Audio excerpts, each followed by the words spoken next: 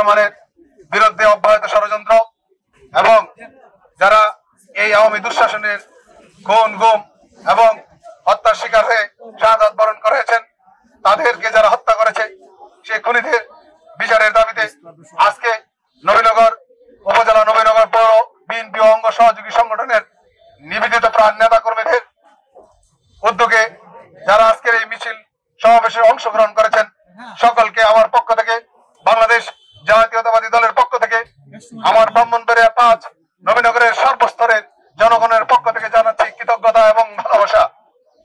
সংগ্রামী ভাইয়েরা, আপনারা আজ এখানে সামিল হয়েছেন এ দেশকে বাঁচানোর জন্য, এ দেশকে রক্ষা করার জন্য।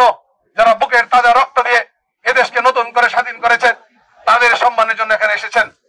আপনারা জানেন বাংলাদেশে একটি মাত্র দল রয়েছে, মহামাটি মানুষের দল বিএনপি।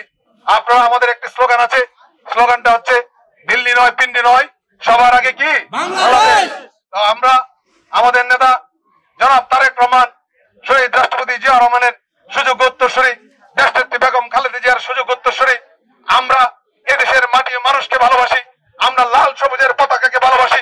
আমাদের পাশ প্রতিবেশী রাষ্ট্র আমাদের সাথে বন্ধুত্ব থাকবে, প্রভুত্ব নয়। আপনারা বিগত 17 বছর দেখেছেন প্রভুত্বের কারণে এদের ধ্বংসের দ্বার প্রান্তে যখন দাঁড়িয়েছে, তখনই আজকের এই নাফিস, সুজয়, তানজিনের মতো তানজিনরা বুকের তাজা রক্ত দিয়ে, মুগ্ধ সাইদেরা, ওয়াসিমরা বুকের তাজা রক্ত দিয়ে এদেশকে স্বাধীন করেছে। সেই স্বাধীন বাংলাদেশে আমার নেতা জনাব তারেক রহমান কিন্তু আমাদের দলের ব্যাপারেও উদাত্ত ভাবে বলেছেন যে যদি এই দলের কেউ বিন্দু মাত্র কোনো রাষ্ট্রবিরোধী কিংবা সমাজের মানুষ, খেটে খাওয়া মানুষ, মেহনতি শ্রমিক জনতা, দেশপ্রেমিক জনতা কোনো বিষয়ে যদি কোনো কাজে বিতর্কিত কাজ করে, সাথে সাথে তার বিরুদ্ধে ব্যবস্থা নেওয়ার কথা বলা হয়েছে। এবং ইতিমধ্যে আপনারা জানেন আমাদের দল কিন্তু দেশনায়ক তারেক রহমানের যে নির্দেশনা অনুযায়ী যেখানেই বিন্দু মাত্র কোনো অভিযোগ পাওয়া যাচ্ছে, সাথে সাথে কিন্তু ব্যবস্থা নেওয়া হচ্ছে। তার মানে নতুন বাংলাদেশ বিনির্মাণে তারেক রহমানের বিকল্প কোনো নেতৃত্ব নাই। এবং আগামী দিন এ দেশকে আমাদের নেতা জনাব তারেক রহমান যেভাবে নেতৃত্ব দেওয়ার জন্য, এবং আপনারা জানেন তারেক রহমান কিন্তু বারবার একটি কথা বলেছেন, আপনার ভোট আপনি দিবেন, যাকে খুশি তাকে দিবেন।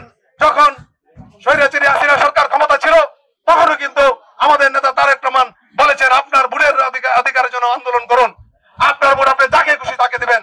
সেই ভোটাধিকার রক্ষার জন্য, এ দেশকে রক্ষার জন্য ভারতীয় তাবেদার কিংবা অন্য কোন বিদেশি রাষ্ট্রের তাবেদারি রাষ্ট্র যাতে না হয়, তার জন্য উনি সামনে থেকে নেতৃত্ব দিয়েছেন।